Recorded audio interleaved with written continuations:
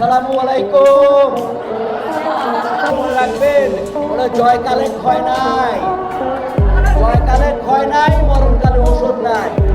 কোনো কাজ হবে না, এখন জয়কাল, জয়কাল, জয় বাংলা। সরকারি ভালো ছিল, স্বৈরাচারী ভালো ছিল, এখন ছাত্র জনতা ভালো নেই।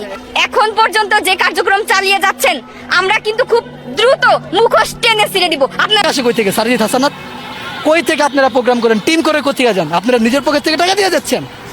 আরে ভাই, আপনাদের 100 সমন্বয়ক যে কজন আছে, হাসিনা আগে যেরকম রাষ্ট্র চালাইছে ওরকম চালাক।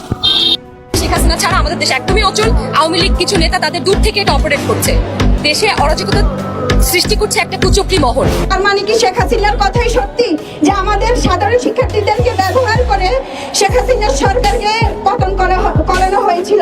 বৈষম্য বিরোধী ছাত্র আন্দোলনের এক সমন্বয়ক ইতিমধ্যে জানিয়েছেন, যারা প্রধান সমন্বয়কের কাজ করেছে তারা রীতিমতো নিজেদের স্বার্থ উদ্ধারের জন্য কাজ করেছে, যা প্রধানমন্ত্রী শেখ হাসিনা আগে বলেছিল। তার মানে কি শেখ হাসিনার কথাই সত্যি যে আমাদের সাধারণ শিক্ষার্থীদেরকে ব্যবহার করে শেখ হাসিনার সরকারকে পতন করানো হয়েছিল? দেশের এই অরাজকতার পিছনে দায়ী করেছেন সমন্বয়কদের। ইতিমধ্যে কেউ কেউ তো জানিয়েছেন, যেখানে বৈষম্য দূরীকরণ ও রাজনীতির প্রভাব যেন কোনো ক্যাম্পাসে না থাকে, সেজন্য এত আন্দোলন করা হলো, সেখানে আবার নতুন করে কেন এই ছাত্র আন্দোলন তৈরি হচ্ছে, ছাত্র রাজনীতি তৈরি হচ্ছে। তা বর্তমান দেশের এই পরিস্থিতি নিয়ে ছাত্র জনতা আবারও বিক্ষোভ মিছিলের মাধ্যমে জানিয়েছে, স্বৈরাচারী সরকারই ভালো ছিল, শেখ হাসিনা বাংলাদেশের। আমি হাইব্রিড আওয়ামী লীগার না, আমি ছাত্রলীগ করি সেই ঢাকা ইউনিভার্সিটি থেকে।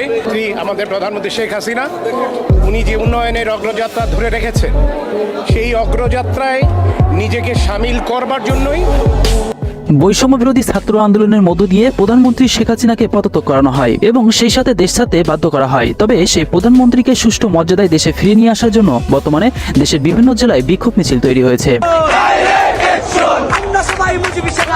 তবে সেই তালিকা থেকে বাদ যাননি এবার দেশের জনপ্রিয় চলচ্চিত্র অভিনেতা রুবেল। ইতিমধ্যে গণমাধ্যমকে তিনি জানিয়েছেন, আমরা কোনো হাইব্রিড আওয়ামী লীগ কর্মী না, যে যখন যে ক্ষমতা আসবে আমরা পাল্টিকে সেই ক্ষমতার পক্ষে যাব। এবং তিনি আরো জানান, তিনি বঙ্গবন্ধুর আদর্শে গড়া সৈনিক এবং তিনি আশা রাখেন খুব দ্রুতই প্রধানমন্ত্রী শেখ হাসিনা দেশে ফিরবেন। এদিকে দেশের বিভিন্ন জেলার ছাত্র জনতা ইতিমধ্যে জানিয়েছেন, আগের সরকারই ভালো ছিল।